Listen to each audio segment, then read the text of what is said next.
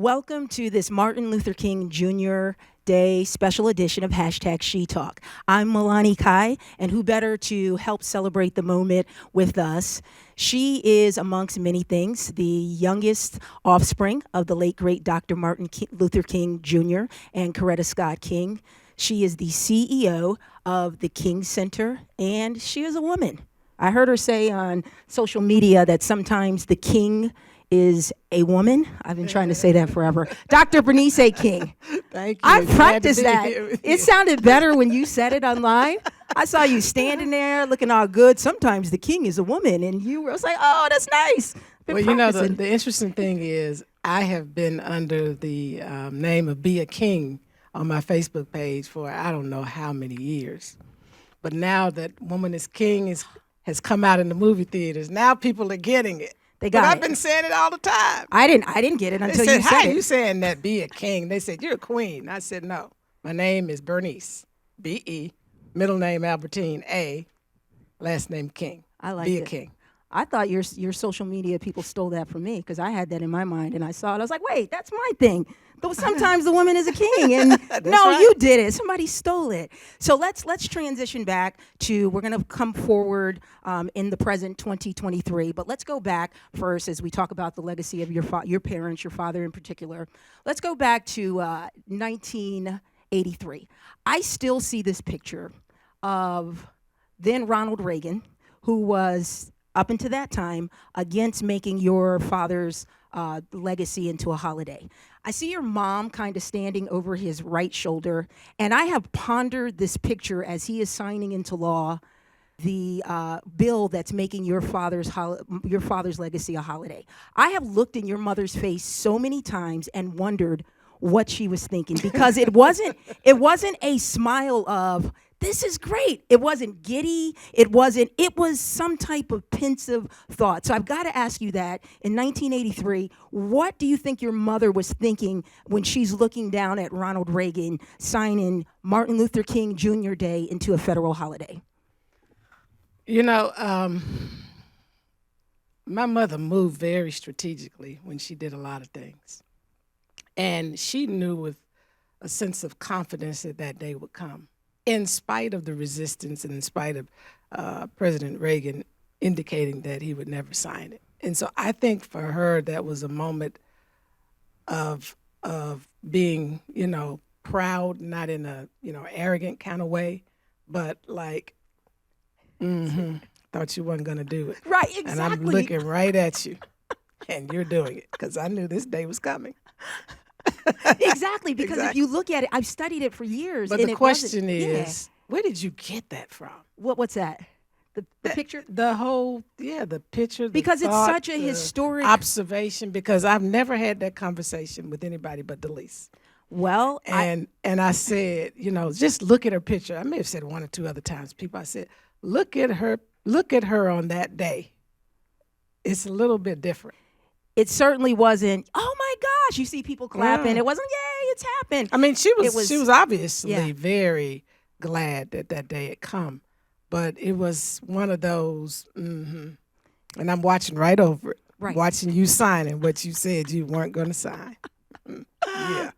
Absolutely. So do you remember the feelings that you had in the first time it was celebrated was in, I think, 86, February the 20th. But do you remember the first time you realized that your father's legacy would be officially etched into the halls of history? I don't know if I remember the exact moment when I, recognized that. But what I will say is I was 20 at the time. And so I was dealing with a lot of things inwardly. One, my father was taken from me. And when he was taken, my mother also, in a sense, was taken from me because, it caused her to have to shift and begin the process of, building the King Center, establishing the legacy, institutionalizing it. And, although I respected that, I was still a young person in need of my parents. So I kind of resented some of it, to be honest with you, when it first happened. I remember so many days feeling like, will I ever have my parents to myself? Because this is just, it's always public, and I can tell you that there were a few occasions when we would have the April 4th wreath laying. And most times my mother would yield to SCLC to kind of lead that ceremony, and we would participate as the King Center. And on 2 occasions, I remember just blurting out, why do we have to have other people go up there with us? This is our father. We should have our moment. I mean, it was just that deep for me. I'm at a whole different place now. But back You then, took that training we'll talk about later. Yeah, yeah, training and living and maturing. But yeah, it was tough. It was tough sorting through all of that. Yeah, because it's like, that's my dad, but everybody's acting like it's their dad. And I was the last child, so you know how that can be when you're the last child. It's it feels sometimes as the last child, unless you are extremely spoiled and the center of attention, which I was not. All of us were kind of spoiled equally. Then you kind of feel like left out, last, as you are. And what about me? So I went through that a lot.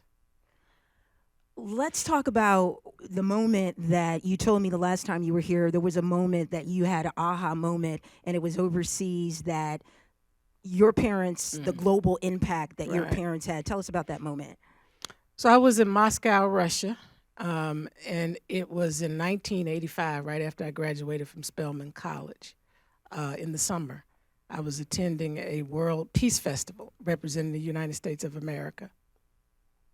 And I was asked to be one of the speakers.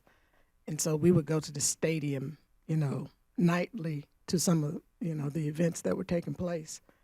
And one night when we were coming back, I got off the train, and kind of like a subway, and I heard in the background, "We shall overcome." And I was like, what? Over here?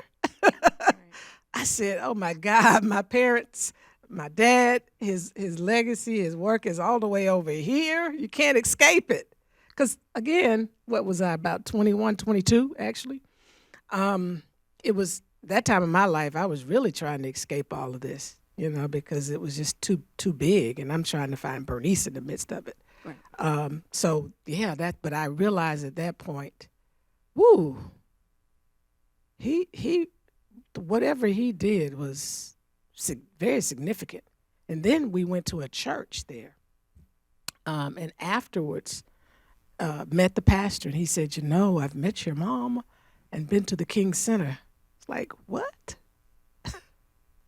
I mean, that was just so shocking to me, because I didn't get it. I was around it, but I don't think I paid attention, because we had people to visit us from all kind of nations around the world in the 70s, the 80s, when the building finally went up. People would come and pay their respects at the crypt, some of the world leaders. But, I'm young. I'm not paying attention to all of that. But when I was there, it just arrested my attention. And coming up, we're going to talk more about the King Center. It's not just the tourist attraction, which is a big one. But I Right. want to ask you, you mentioned the song We Shall Overcome. And I hear you talk about a lot about how we should sit down and talk about our differences or things that we don't understand. So this is a moment for me. Coming from up north, we didn't really sing. We studied Dr. Martin Luther King Jr. And limitedly. Malcolm X. That's right. In a limited fashion. Yeah. But we didn't go around singing We Shall Overcome. So it wasn't until I moved to the South that I saw a lot of people of color singing We Shall Overcome. And I had these thoughts like, wait, did we not overcome? Are we still, we have not overcome? So I want to ask you, is the vision that your father, Dr. Martin Luther King, had, have we overcome, or is it an ing where overcoming is a continuous process? Because I never understood. I thought, hey, we can vote now. Hey, up north, black people were working. We didn't have social media or TV, and we didn't heard about the stories, but middle class, my family had businesses, so I couldn't make the connection when I came down here. So the question is, are we still trying to overcome? If so, what are we trying to overcome? So I think it is a continuum. My mother said, "Freedom, struggle is a never-ending process. Freedom is never really won. You earn it and win it in every generation." So we are in a process of continuing a freedom struggle in every generation.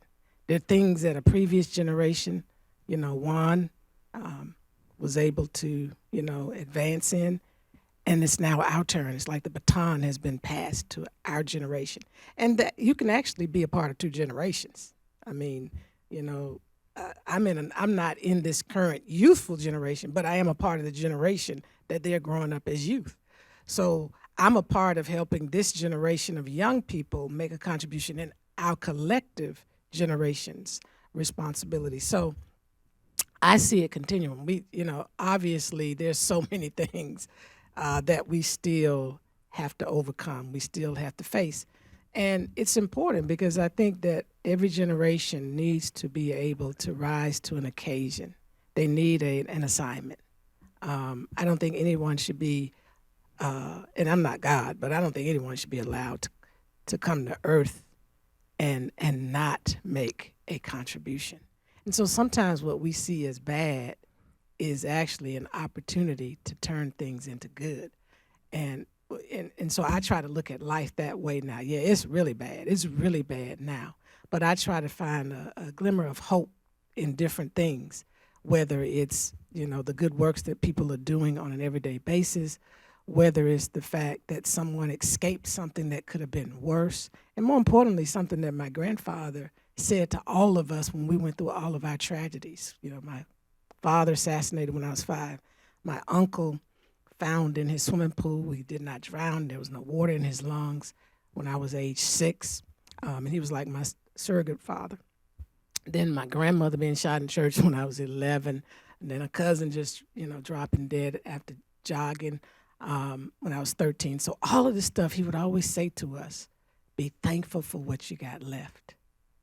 And I never really understood that as a kid, but now I do, because you can get consumed in the moment of tragedy, of trauma, of pain, of incident after incident that's very hurtful. But you got to find a way to look at the positive elements that still remain in your life, and that's what has helped me. As I was pondering the King Center's 2023 theme for this year, cultivating a beloved community mindset to transform unjust systems, there are people listening that want to face to these unjust systems. What are the faces? You said they want to face to the unjust systems. What does that mean? What are unjust systems that the beloved community is trying to help transform? Well, I mean, the fact of the matter is, if you look at every arena in American life, there are great racial disparities. Let's start with that first. In every area, whether you're talking about banking, whether you're talking about housing, whether you're talking about the environment, whether you're talking about health, whether you're talking about education, and the list goes on and on, Black people still continue to be at the bottom and last. So why is that? Why is it that there's this hierarchy across the world as it relates to humankind, where certain nations that may look more white, have certain attention paid to them that other nations don't get paid to them, or resources sent to them that are not sent to the other nations? Why is it when we look at immigration, for instance, that there are certain nations we readily welcome, and there are other nations of color we push back? So what is that? There's a system. People call it white supremacy. It doesn't mean you as a white person. It means that there was a time period in our world where people set up these structures and systems to benefit people based off of a hierarchy. And the hierarchy had to do with white. Some people say it's white Anglo-Saxon, male, heterosexual, and Judeo-Christian. But we have all these hierarchies that don't create equitable living circumstances. And so we've got to We got to undo that stuff. But in order to undo it, we've got to understand where did it really come from. And we got to unlearn some things that all of us has been socialized in. You know, I was born into this world. You were born into this world. So many people are born into this world. We find it the way it is, and we're raised to believe certain things. And there's certain practices and behaviors that are around us, and we pick up on that. And so even as a black person, because people will say to me, can't be racism because there's a black person in charge. I said, well, racism is power plus prejudice. You got prejudice and power. So a black person actually can enforce that same system that leads to these racial disparities because we haven't done the necessary stripping away and really looking at why does it seem that every time, you know, at the end of the day, black people are always, for instance, and we said this, I said this in speeches in 1980, because I started speaking in about 1980. The last hired and the first fired. Still true today. Why is that? There's something that we got to do about valuing people because of their humanity, and we're not there yet. So if you're black and you're right next to somebody who's white, guess what? The white person is going to be chosen first in most instances. There are exceptions. So we gotta change the system and structure, because if we just put different people in place, we're still going to end up with the same outcome. Well, let's just put a black person in charge. Well, have we looked at the policies, practices, and behaviors? Because even if you put them in place, you may still end up with the same problem. I feel like as the first African-American female in the 100-year history of WSB Talk Radio that I'm about to be fired after what you said. Do not fire her. You will hear from me. Right. So we're about to talk about how much more the King Center is than just a tourist attraction. But I wanted to take a break. For some reason, I visualized a pool table out there where all your security detail and everybody is. So your dad, your dad loved pool, he and did. so I said something to Delise. Delise was like, "Oh, you know, we love pool and all that." And I have a pool table, and I said to my father, I said, "Dad, if I ever get Dr. Bernice King out," he said, "Are you going to beat her?" I said, "Yeah, I'm going to beat her." He said, "No, you should let her win." I said, "No, I heard her father could play. Yes. I heard he was competitive. Him, I know about his reputation. I don't know, because Delise never said, 'Oh, Dr. King is great at pool.' She just said, you like pool. So if that pool table's there, I'm competitive. Who's going to win on that pool table?" I'm going to win. What do you think? Yeah, Seriously? I'm going to win. I wouldn't let you win. I just want you to know. We'll tie. Okay, no, I'm And going to then beat. we'll No, do I'm the going to beat tiebreaker. you. No, You may beat me one time. Oh, one time. Okay. But I'm going to beat you the next It sounds time. like it's getting violent. Here, let's go. I'm just kidding. No, I'm going to do it with dignity and grace. But your dad my dad said you would beat I'll Dr. say, King. do you I said, want to play "Heck yeah, again?" I'll beat her and say, "Well, you want to play again? What's up? Yeah. What's up?" You know, my hood comes out. So I'm sorry, I'm on WSB Don't let Radio. my Vine City come out. We're going to keep that one away today. All right, moving right along, WSB, and we are back. So, Dr. King, a lot of people at the King Center, one of the major tourist attractions here, you're so much more than a tourist attraction. Yeah. And what more, I want to talk about, one of the things I want to tap into is the Violence 365. Heard you talk about Not it. violence. If it's Not violence. See, I just got if violent. If it's Violence 365, we're in trouble. And Yeah. we are in I trouble changed it, because right. it is Violence 365 if you think about it. Nonviolence 365. I've heard when it was rolled out, I've been reading about it. I said, okay, it's not for me. And the aha moment that I had. It's not. It's for everybody. That's the aha moment I had. And the aha moment was only about 2 months ago when Brittany Griner got swapped from Russia. And I went on, I saw people were mad. So I took to social media. I was going off. I was blah, blah, blah. And Jesus wouldn't be, and then about an hour later, I kid you not, this was my aha moment. You scrolled through my news feed. We were saying the exact same thing. I had so much emotional violence in my words. You had so much love. And I thought, I need to go take some training, because violence is not only the ones that are marching and throwing things and fighting back. It can be emotional. And that was my aha moment. So I wanted to ask you. What you said, and that tripped me out. We said the same thing. You were so calm. You were so peaceful. You were so Dr. Martin Luther Kingish, Coretta Scott Kingish. Is that something that I would learn through Nonviolence 365 training, how to tamper my emotions to be able to sit down and have conversations? Yeah, but it's a process. Okay. You know, I tell people today, I've shared it with my staff. I'm working on Bernice. I still have a problem with my tongue. And I have a problem with some of my emotions. It's gotten a lot better because of nonviolence, because I have check systems now all around me, internally and externally, because I have people that work with me who hold me accountable and say, wait a minute, you didn't do your information right. Wait a minute, listen. Oh, they come to you and say that? Yes, Okay. I welcome that. I welcome that. You know, because I don't want a yes situation. Too many people have yes people around them. That is not healthy. But I do tell people all the time, I wish I had one yes person. Because, Lord Jesus, they be on me. I'm like, really? Really? Can you be on you? Why me? But anyway, I really do. I really appreciate it because I want to be the kind of person that my father was. I really admire him. You're talking about calm, peaceful, and able to manage through emotions. Oh my God, he was the epitome of that. But what nonviolence does, it gives you a discipline to be able to understand, number one, that people have a story of all of this that they come from. And we get caught up in the moment of whatever it is that they are doing or saying. And sometimes, yes, you don't excuse it. So let me make that clear. We do not excuse wrongdoing. We do not excuse injustice or ignorance. You have to speak to it, but it's how you speak to it.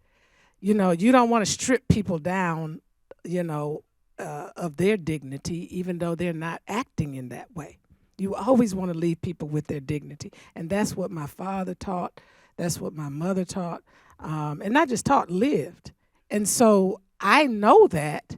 And so my goal is to try to always follow that pathway.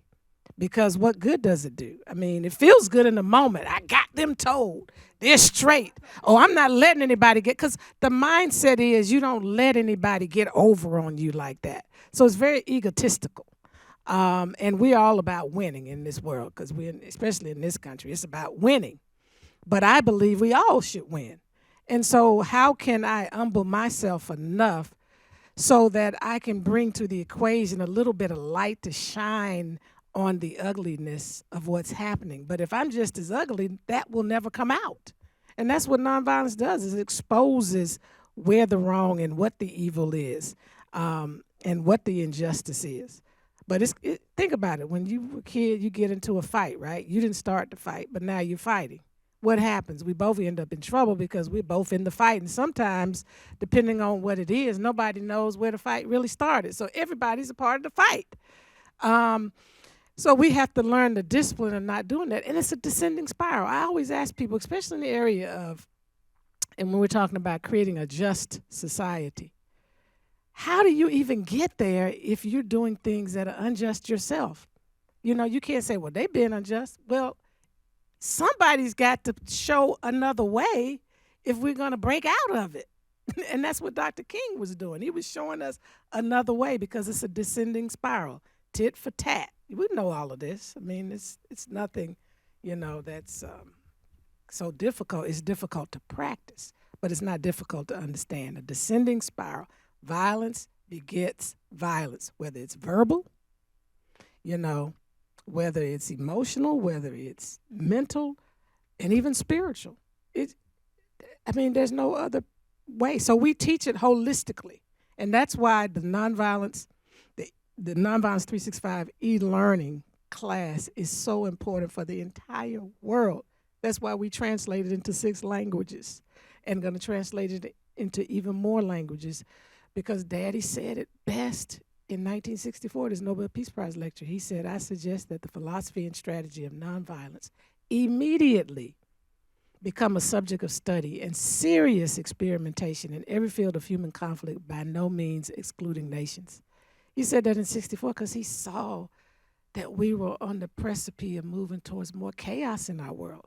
And we've got to manage that, because as we continue to progress, in society, as we continue to become much more diversified and interconnected, then there's going to be a lot of these clashes. And how are we going to manage it? We're going to destroy ourselves if we don't have something to discipline us and keep us, going in the right direction. So people look at nonviolence as, oh, they're trying to teach if you get slapped in your face, turn the other cheek. If somebody punches you, to punk down, fall on the floor, don't do anything. How do we see that in for this younger generation, especially, who's out there and may be at school and somebody may slap them, like physical violence? Are they supposed to say, oh, I'm being like Jesus? Well, first of all, nonviolence is not the opposite of violence. And the people who are discussing it that way, that's the way they're looking at it. You're trying to teach me something about a physical situation. We're trying to teach you, how to approach life in general in terms of engaging people, in terms of the way you speak and the way you think and the way you act. It's a love-centered approach. So when we get down to that level, then you are minimizing the power of nonviolence. We have to start with nonviolence is a love-centered way of thinking, speaking, acting, and engaging that leads to personal, cultural, and societal transformation. Once you get that in order, and I teach you that, then when it gets to this part that you're talking about, they'll begin to think differently. So no, we're not trying to teach you how to respond if somebody hits you. We're trying to teach you how to live life on a higher plane of dignity and discipline, so that when you're faced with these confrontations, you know exactly how to respond and not just react. Because that's an emotional response. It's an instinctual response too, because we're taught if somebody hits me, hit you back. But we don't teach nonviolence as the opposite of violence. We teach it as a prescription to violence, and we don't teach violence as being physical. Violence can be in our policy. That mother said it best. She said, starving a child is violent. So we're trying to expand people's thoughts about violence and what it is, and nonviolence and what it is, so that now you lead a nonviolent life. And once you learn this way, when it gets to that physical stuff, you'll be in a whole nother space.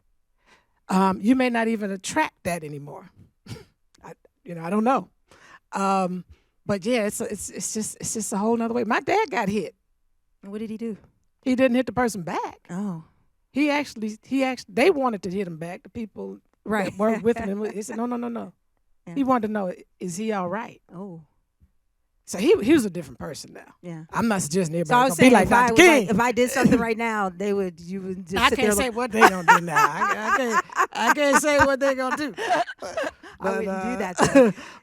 But anyway, yeah, it's so much bigger than that, and that's what we want people to get, and we want young people to begin to.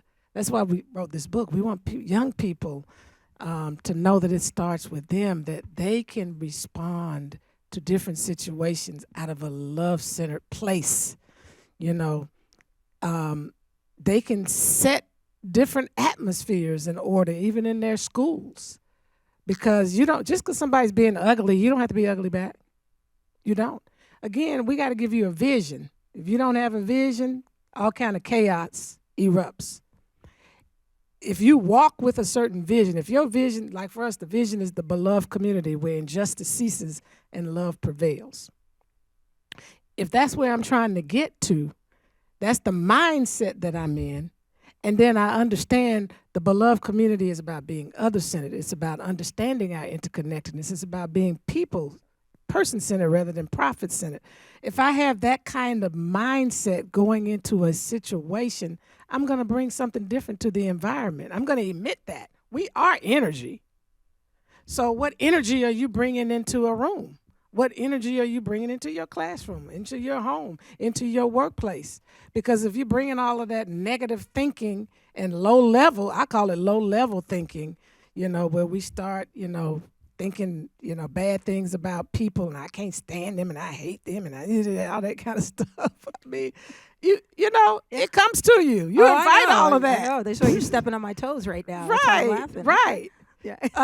And so even if it comes your way otherwise, because you're in a whole nother place, you don't react the same way anymore. It's like, really?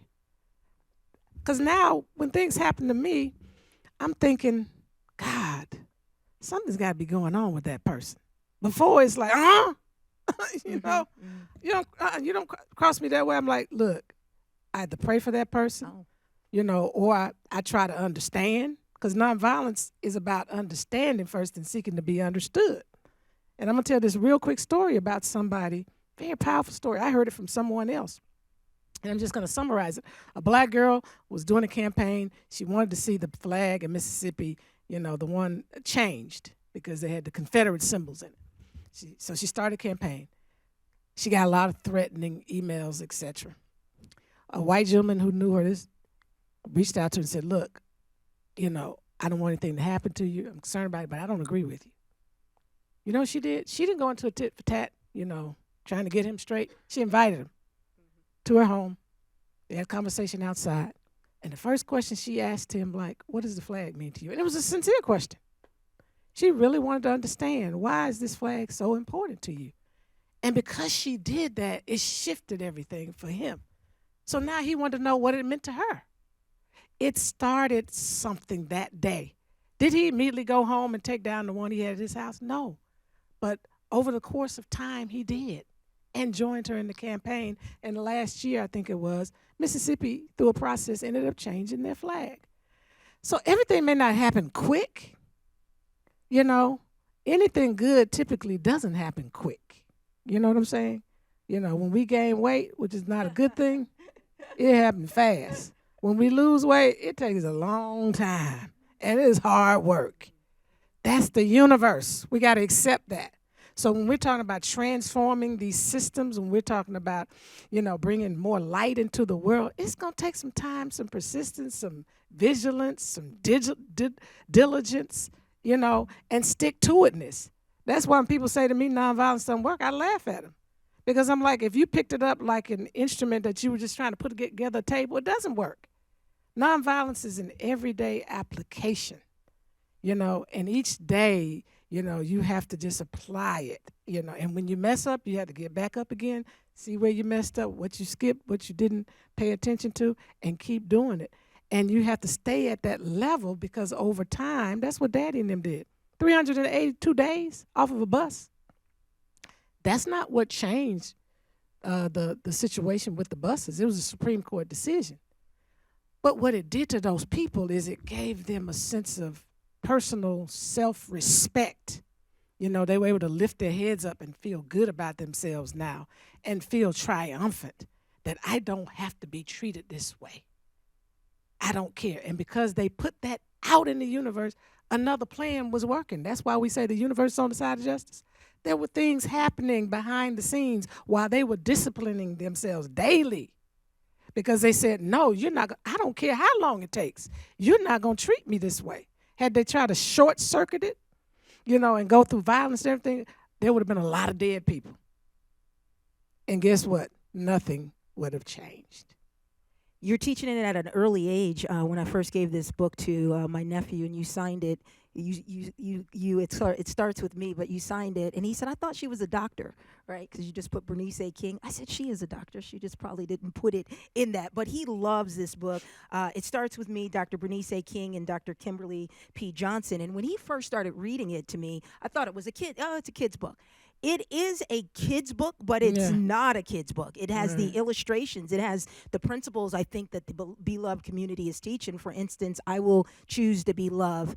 Love can bring people joy, but hate is real too. It can hurt and destroy. And I asked them, why does that stick out to you? And it says she's contrasting love and hate, and I want to love. So why was it important for you and the King Center and the people with you to have a book like this? It starts with me, with for the kids.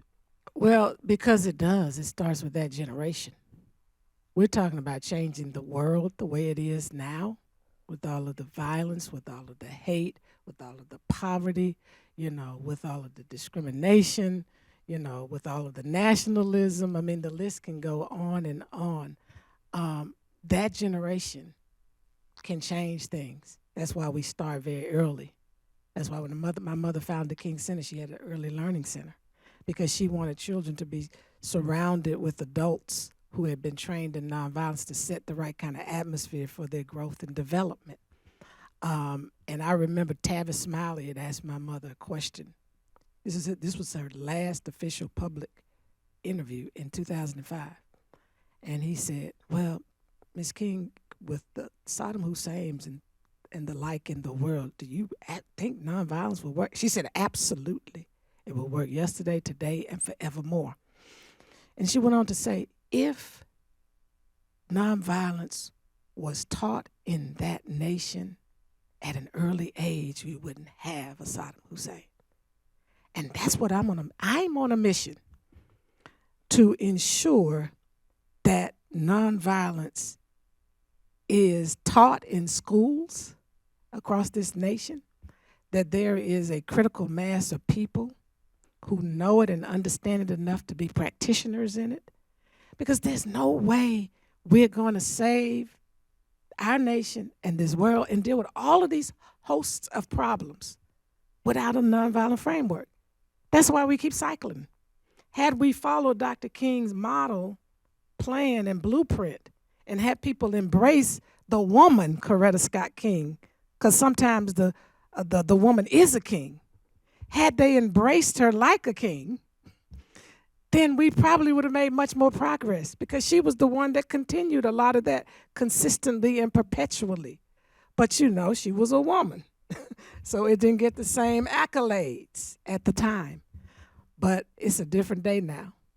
And so this woman king is going to do everything in my power to spread this. And because we have the beauty and the power of technology, we can reach more people now that my father couldn't. It's kind of like I'm hearing Jesus say to my daddy, greater works will you do. I'm thinking my daddy, greater works will Bernice do because of technology now. And so now we can spread it in so many different places and reach so many different people with what he was doing in the South and see more like Martin Luther King, not Martin Luther King's. There will never, ever, ever, ever, ever, and I want to say that to the camera, be another Martin Luther King Jr. Sound like But your mom. you can be like him in spirit and heart, in practice, in philosophy, and we can see this current state of the world transform, should I say, drastically. So if you haven't already, you should really visit the King Center's website. And not only will you find information about the Nonviolence 365 training that I'm convinced to take. I really know that I need Now, to take it. the public, I'm going to hold her to this. I am going to take it. We're going to make sure she goes through it, and y'all going I to hear have more to. about it. And they'll understand. They'll start seeing And I'm the going to make tone sure change. Mina stays on you about this. Oh, Mina will. No sweets either, right, Mina? And so the King Center, like we said, it's much more than just Oh, coming yeah, and and we visiting have an the- archive that Yeah. people need to know about. Absolutely. I mean, we have the largest repository of primary source materials related to my father and the modern civil rights movement. And people come there from all over the world to do research, literally. There are many books that are out now. People came through our archive. And a lot of people that come to the grounds don't even know it exists, but we're going to change that in the next year or two. People will know more. And we've now, on today, the King holiday, have launched Dear Coretta. It's on a digital timeline on our website that is talking about the history and development of the King Center under Mrs. King. She's so crucial, and what I love about you is you never let it die down. Your mother never gets lost in the shadows of the great Dr. Martin Luther King Jr. You always make it known that she was kind of like the architect of Oh, yeah, not kind. She was the architect. Yeah, absolutely, and it's awesome. The King legacy. So when you before we let you go, when you look in the mirror, sometimes I see you and I talk to you. You're your mother. Sometimes, when you're behind the pulpit, you're your father. When you look at yourself, or you're watching yourself on either TV or just looking in the mirror, who do you channel? Who do you say, I'm my mom, or oh, I'm my dad? What do you see when you're looking Bernice, at yourself? bringer of victory. That's the meaning of my name. What is it again? Bringer of victory. Okay. You know, I see both of my parents. Yeah. Okay. Yeah. Well, A lot of my mom comes through just because I was with her in those last hours, and I really felt when she passed something transferred to me, and I don't know how to explain that to the average person. But yeah, I really felt that sense of responsibility. So I see her mostly, but yeah, I see him as well. you get behind that pulpit. You get behind that pulpit and you start going from the teaching mode to the preaching mode. Oh, it's Dr. Martin Luther King Jr. So how honored are we, Cox Media Group, 100-year-old station in your Atlanta, and to be able to have you here in our live lounge. It's a blessing from God. I make no mistakes about it. It's God ordained. God did this. So thank you so much for hanging out with us. Thank you, Ronald Reagan, for finally coming around I know. and doing the right thing. He didn't have a And choice. yeah, exactly. And if you've not seen that picture I'm talking about, when I asked Dr. Bernice King in the beginning of this about what was on her mother's face, go look at it. You'll see it in a whole new light, because she was like, yeah, now that I was like, yeah, right. So Dr. King, thank you so much for doing this special with us. There's a pool table that's calling my name and your name. Okay. And as nice as I am right now, it's when the pool table comes out, then there's no more. She talking all that now, but she'll be saying something else afterwards. And before the last thing, you're going to have the last words. You want people to know what. There's so much to know about your father as we celebrate the world. It's a federal holiday here, but the world celebrates him. In 2 minutes or less, people that are just new to his whole philosophy, what do you want them to know about him? Well, he is someone who God sent to us as a gift. And there's a lot that we can learn from him. He left us a blueprint to really change the world for the better. And I think it's important, starting with yourself, to really strip away from everything that you may be hearing or from other people and study him. My mother used to tell everybody, Dr. King wrote 6 books that were published, I think 5 of them in his lifetime, 1 right after. Go to the source first. Don't study the secondary. Study him first. Then go to all these secondary sources, because you'll be able to contrast what needs to be contrasted and as they say, chew the meat and spit out the bones. So that's what I would say mostly to people, because there's a lot of noise out there. There's a lot of misinterpretation and mishandling of the legacy. But he was a gifted man that God allowed to do everything that he did in the natural, and yet he did all this writing. Isn't that amazing? All under threats, but he found time. He left us something that all of us have access to. You don't have to go to anybody else. You can go directly to him. So stride toward freedom. Why we can't wait. Where do we go from here? Chaos of community. Strength of love that we now repackage as gift of love. Trumpet of conscience and measure of a man. Those 6 books will help you understand the mind, the heart of Dr. King, and it will give you a prescription for living this life in a way that will bring peace, joy, and justice and humanity to our world, and equity.